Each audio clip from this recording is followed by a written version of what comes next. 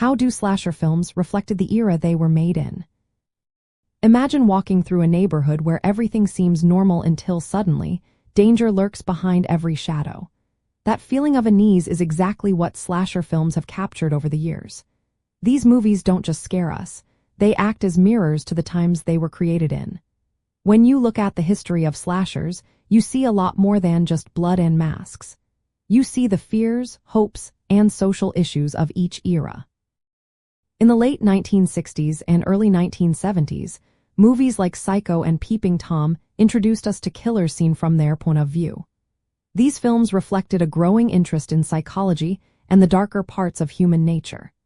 People were starting to question what makes someone evil and what hides beneath the surface of everyday life. These movies tapped into fears about identity and repression, which were big topics back then. By the late 1970s and into the 1980s, slasher films exploded in popularity. Movies like Halloween and Friday the 13th became huge hits. They often showed masked killers stalking teenagers, which connected to worries about youth culture and changing social norms. The final girl trope, where the virtuous girl survives, showed the era's conservative attitudes about female morality. These films also reflected fears about suburban safety, with many slashers set in quiet neighborhoods. The masked killers symbolized the unknown threats lurking in familiar places, echoing anxieties about crime and social breakdown. As the genre grew, filmmakers started adding more complex characters and stories. This shift reflected social changes like increased diversity and a desire for more representation.